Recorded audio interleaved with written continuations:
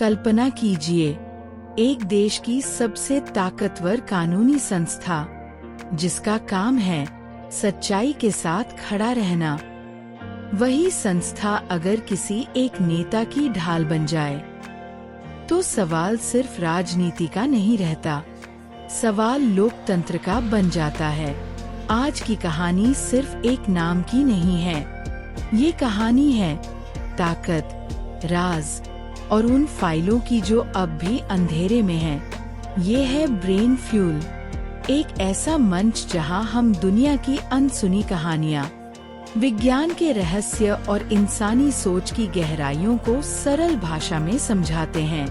आइए सीखने की इस यात्रा की शुरुआत करते हैं। अमेरिका का जस्टिस डिपार्टमेंट, जिसे थ्योरी में पूरी तरह न्यूट्रल होना चाहिए, जिसे किसी पार्टी, किसी नेता या किसी विचारधारा से ऊपर होना चाहिए, लेकिन हाल के सालों में आरोप लगने लगे कि ये संस्था कानून की नहीं बल्कि कुछ खास लोगों की रक्षा कर रही है।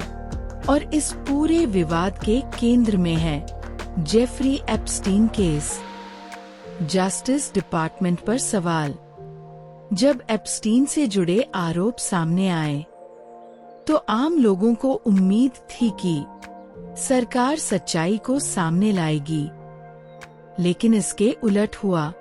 रेप और ट्रैफिकिंग जैसे गंभीर आरोपों को अनप्रूव्ड, ओवर सेंसेशनल और बढ़ा चढ़ाकर बताया गया, कहकर टाल दिया गया। कुछ लेटर्स को बिना जांच रिपोर्ट दिखाए सीधे फेक घोषित कर दिया गया। यहाँ सवाल उठता है, क्या जांच हुई भी थी या फिर फैसला पहले ही ले लिया गया था? राजनीति और दोहरा रवैया। दिलचस्प बात ये है कि चुनाव से पहले यही एप्स्टीन फाइल्स राजनीतिक हथियार की तरह इस्तेमाल की जा रही थी। कहा जा रहा था सब कुछ सामने लाया जाएगा, पावरफुल लोगों का पर्दाफाश होगा, लेकिन जब वही आग उल्टी दिशा में बढ़ने लगी तो अचानक चुप्पी छा गई। अब वही लोग जो सच्चाई की बात कर रहे थे खुद सवालों के घेरे में आ गए। क्लाइंट लिस्ट का रहस्य। सबसे बड़ा सवाल, एप्स्टीन के आइलैंड पर कौन कौन गया? कई सालों से कहा जा रहा है कि एक क्लाइंट लिस्ट मौजूद है, एक ऐसी लिस्ट जिसमें राजनेता, बिजनेसमैन, अरबपति और अंतर्राष्ट्रीय हस्तियां शामिल हो सकती हैं, लेकिन आज तक वह पूरी लिस्ट सार्वजनिक नहीं हुई। क्यों? अगर कुछ छिपाने को नहीं है तो डर किस बात का? कॉन्स्पिरेसी थ्योरीज क्यों फैली? जब आधी सच्चाई दिखाई जाती है तो आधी अफवाहें अपने आप जन्म लेती हैं। सरकारी चुप्पी ने कई कॉन्स्पिरेसी थ्योरीज को जन्म दिया।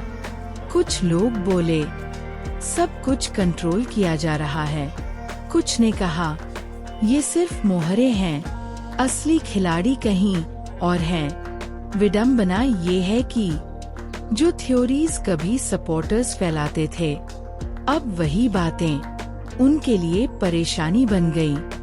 अभी पूरी फाइल्स आई ही नहीं हैं। यह कहानी यहीं खत्म नहीं होती, क्योंकि अब तक एप्स्टीन से जुड़े 10 लाख से ज्यादा डॉक्यूमेंट्स अब भी पब्लिक नहीं हुए हैं। जस्टिस डिपार्टमेंट का कहना है इन फाइल्स में रिडेक्शन चल रहा है, यानी नाम हटाए जा रहे हैं, तारीखें मिटाई जा रही हैं, पूरे पैराग्राफ काले मार्कर से ढके जा रहे हैं और इसमें कुछ हफ्ते लग सकते हैं। लेकिन सवाल वही है, इतने साल क्यों लगे? रिडैक्शंस की सच्चाई। जो फाइल्स रिलीज हुई हैं, उनमें भी सच्चाई पूरी नहीं दिखती।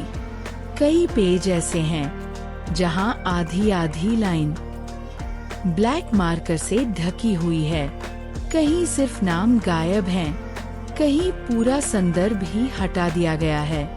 और हैरानी की बात, कुछ रिडैक्शन इतने लापरवाह हैं कि साधारण डिजिटल तरीकों से छिपे शब्द पढ़े जा सकते हैं। तो सवाल उठता है, क्या ये गलती है या जानबूझकर छोड़ा गया सुराग? सबसे बड़ा सवाल, इस पूरी कहानी का सबसे अहम सवाल है, और क्या छिपा है?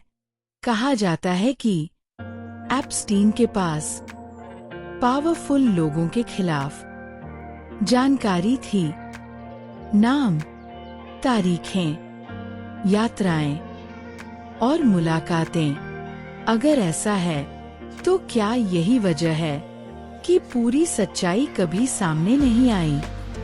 और यहीं से कहानी और भी गहरी हो जाती है, क्योंकि आगे हम बात करेंगे इंटरनेशनल एंगल की, पुराने नेताओं के नामों की और उन देशों की जहां तक ये नेटवर्क फैला हुआ था। लेकिन उससे पहले याद रखिए, यह सिर्फ एक केस नहीं, ये एक सिस्टम की परीक्षा है। लेकिन कहानी यहीं खत्म नहीं होती। असल नाम, असली ताकत और असली डर अभी सामने आना बाकी है। यह नेटवर्क अमेरिका से बाहर कहां तक फैला, और क्यों कुछ नाम हर बार बच निकलते हैं। इस कहानी को समझने के लिए हमें एक बात साफ करनी होगी, यह किसी एक व्यक्ति की कहानी नहीं है।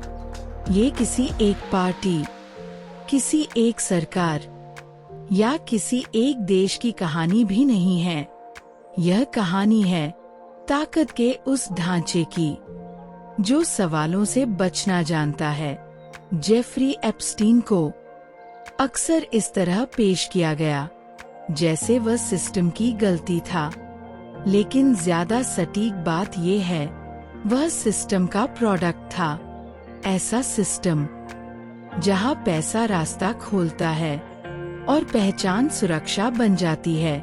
अगर कोई अकेला आदमी इतनी ऊंचाइयों तक पहुंच सकता है, तो सवाल आदमी पर नहीं, सीढ़ी पर उठता है।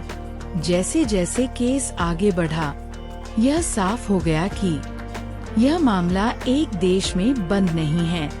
एप्स्टीन के संपर्क अलग अलग देशों में फैले थे। उसकी यात्राएं अंतर्राष्ट्रीय थीं, और हर जगह एक ही पैटर्न दिखता है, प्रभावशाली लोग, बंद दरवाजे और बिना सवाल पूछी गई दोस्ती, private jet, private island, private meetings. ये सब सिर्फ लग्जरी नहीं होती, ये दूरी बनाती है। दूरी आम लोगों से, मीडिया से और कई बार कानून से भी, जहां आम कानून दस्तक नहीं दे पाता। इस केस में सबसे जोरदार आवाज कभी शोर नहीं थी, वह थी चुप्पी। जब कोई बयान नहीं देता, जब कोई रिकॉर्ड नहीं बनता, जब कोई सवाल नहीं पूछा जाता, तो सच्चाई अपने आप धीमी हो जाती है। मीडिया से उम्मीद की जाती है कि वह सवाल पूछे, लेकिन इस केस में कई सवाल पूछे ही नहीं गए। कुछ स्टोरीज अधूरी रहीं, कुछ फाइल्स कभी रिपोर्ट नहीं बनी। क्यों? क्योंकि हर खबर सिर्फ खबर नहीं होती। कुछ खबरें जोखिम बन जाती हैं। ताकत हमेशा धमकी नहीं देती, कभी कभी वह सिर्फ संकेत देती है, ये स्टोरी छोड़ दीजिए, ये नाम मत लीजिए, ये मामला यही रहने दीजिए। और ज्यादातर समय इतना काफी होता है। कानून कहता है सब बराबर हैं, लेकिन हकीकत में कुछ लोगों के लिए कानून एक दीवार है और कुछ के लिए सिर्फ पर्दा। एप्स्टीन केस ने इस फर्क को बहुत साफ दिखा दिया। जो दस्तावेज सामने आए उनमें भी बहुत कुछ छिपा हुआ था। नाम हटाए गए, तारीखें मिटाई गईं, पूरे पैराग्राफ काले कर दिए गए। रिडैक्शन कानूनी प्रक्रिया हो सकती है, लेकिन जब यह जरूरत से ज्यादा हो तो भरोसा टूटता है। लोग अफवाहें पसंद नहीं करते, लोग अधूरी सच्चाई से डरते हैं। जब सिस्टम पूरा जवाब नहीं देता तो लोग अपने जवाब ढूंढने लगते हैं, और यही वह जगह है जहां अविश्वास जन्म लेता है। इतिहास बताता है, समय किसी का पक्ष नहीं लेता। जो आज छुपा है वह कल सामने आता है, कभी गवाहों से, कभी दस्तावेजों से, और कभी सिर्फ सिस्टम की गलती से। एप्स्टीन की मौत के बाद केस कानूनी तौर पर काफी हद तक रुक गया, लेकिन सवाल अब भी जिंदा है, क्योंकि कुछ कहानियां अदालत में नहीं, समाज में जिंदा रहती हैं। यह केस इसलिए याद नहीं रहेगा कि इसमें कौन शामिल था, ये इसलिए याद रहेगा क्योंकि इसने दिखाया सिस्टम कहाँ मजबूत है और कहाँ कमजोर। सबसे बड़ी सीख ये नहीं कि कौन दोषी था, सबसे बड़ी सीख ये है, जब ताकत बिना जवाबदेही के चलती है तो सच्चाई अकेली पड़ जाती है। एप्स्टीन केस किसी एक व्यक्ति पर खत्म नहीं होता, ये एक सवाल छोड़ जाता है, क्या हम सिस्टम से सिर्फ कहानी सुनना चाहते हैं या पूरी सच्चाई देखने की हिम्मत भी रखते हैं? क्योंकि लोकतंत्र सिर्फ चुनाव से नहीं चलता, वह सवालों से जिंदा रहता है। और जब सवाल पूछे जाना बंद हो जाए तो समझ लीजिए कहानी खत्म नहीं हुई, बस दबा दी गई है। ज्ञान की इस यात्रा में हमारे साथ रहने के लिए धन्यवाद। ये है ब्रेन फ्यूल, जहां हर विचार एक नई शुरुआत बनता है।